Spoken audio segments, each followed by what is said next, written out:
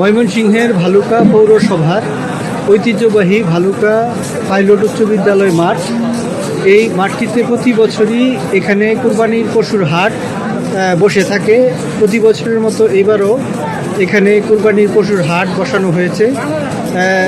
এখানে আজকে প্রচুর পশু উঠেছে।